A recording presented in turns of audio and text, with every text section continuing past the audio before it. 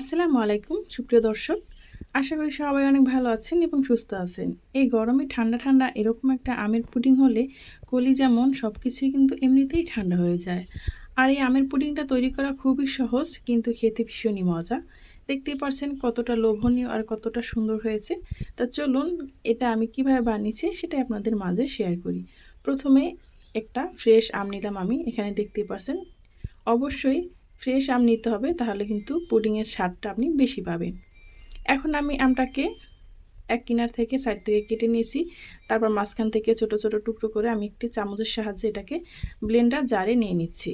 আপনারা চাইলে উপর থেকে শিকলাটা ছিলে তারপরে আপনারা টুকরো করে ব্লেন্ডারে দিয়ে দিতে পারেন আপনাদের পছন্দ মতো। আমি এরকম করে আম দু টুকরো খুব সুন্দর করে উঠিয়ে ব্লেন্ডার জারে দিয়ে ব্লেন্ড করে নেব, একদম একটা মিহি পেস্ট করে নেব।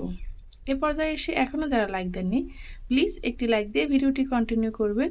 আর যদি ভালো লেগে থাকে আমার এই ভিডিওটি, তাহলে চ্যানেলটি সাবস্ক্রাইব করে আমার পাশেই থাকবেন। দেখতে পাচ্ছেন খুব সুন্দরভাবে কিন্তু আমি ব্লেন্ড করে নিয়েছি। তারপর আমি এখান থেকে অর্ধেকটা একটি প্যানে দিয়ে দিলাম, আর দিয়ে দিচ্ছি আমি এখানে 1 চামচ আগার আগার পাউডার, 2 চামচ দিয়ে দিচ্ছি চিনি। যেহেতু আমটা একটু মিষ্টি থাকে সেজন্য বেশি চিনি দেওয়ার কোনো প্রয়োজন নেই।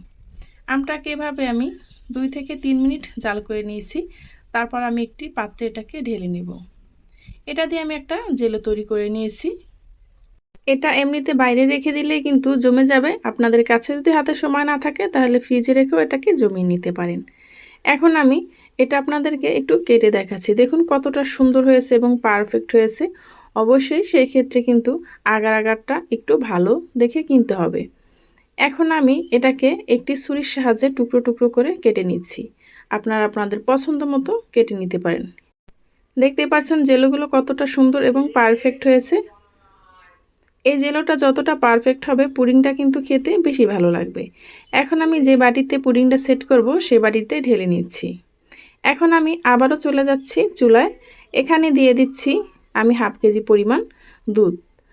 এখানে দিয়ে দিচ্ছি আমি 1 চা চামচ আগার আগার পাউডার, দিয়ে দিচ্ছি হাফ কাপ চিনি। এখন আমি সবগুলোকে ভালোভাবে মিক্স করে নিচ্ছি।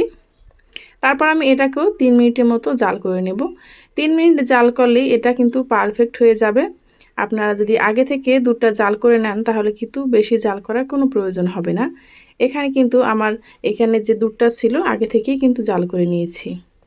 তারপর আমি যে আমের অর্ধেক পিউরিটা রেখে দিয়েছিলাম সেটাও কিন্তু আমি এখানে ঢেলে দিলাম।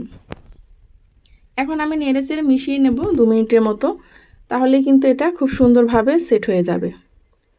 এখন আমি 2 মিনিট পর দেখতে পাচ্ছেন এটা ঘনত্বটা কীরকম হয়েছে। এই অবস্থায় আমি চুলাটাকে বন্ধ করে নেড়েচেড়ে কিছু সময় মিশিয়ে নেব।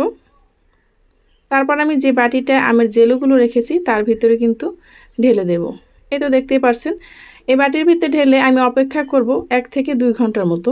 2 ঘন্টার মধ্যেই কিন্তু খুব সুন্দরভাবে এটা সেট হয়ে যাবে। এখন আমি ভালোভাবে একটু নেড়েচেড়ে মিশিয়ে দিচ্ছি।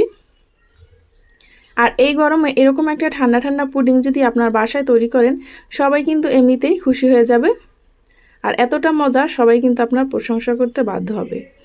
আর দেখতেই পাচ্ছেন 2 ঘন্টা পর খুব সুন্দরভাবে কিন্তু পুডিংটা সেট হয়ে গেছে।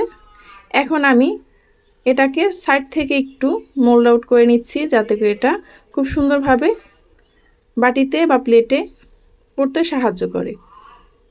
এখন আমি একটি প্লেটে এটাকে সার্ভ করে নিচ্ছি। কিছু সময় এরকম উপর করে রাখলে বা হাত দিয়ে টাক দিলে কিন্তু এটা খুব সুন্দরভাবে পড়ে যাবে। দেখতেই পাচ্ছেন পুডিংটা কত সুন্দর পারফেক্ট হয়েছে, দেখেই কিন্তু লোভনীয় লাগছে, তাই না? যেটা দেখতে সুন্দর দেখা যায় অনেক সময় খেতেও কিন্তু ভীষণই মজা হয়। এই পুডিং রেসিপিটা যদি আপনাদের কাছে ভালো লেগে থাকে, আমার চ্যানেলে আজকে যারা প্রথম ভিজিট করেছেন তাদেরকে জানাই অসংখ্য ধন্যবাদ। ভিডিওটি ভালো লাগলে কোনো অংশে আপনাদের কাছে, তাহলে প্লিজ চ্যানেলটি সাবস্ক্রাইব করে আমার পাশেই থাকবেন। দেখতেই পারছেন কতটা সফট হয়েছে। এভাবে আপনারা এই গরমে বাসায় তৈরি করে খেতে পারেন। আর অবশ্যই আগার আগারটা খুব ভালো একটা ব্র্যান্ডে দেখে নেবেন। আর আমি যেভাবে যে পরিমাণে ব্যবহার করেছি সেভাবে যদি আপনারা পরিমাণটা বুঝে দেন তাহলে আপনাদেরটাও পারফেক্ট হবে। আল্লাহ হাফেজ।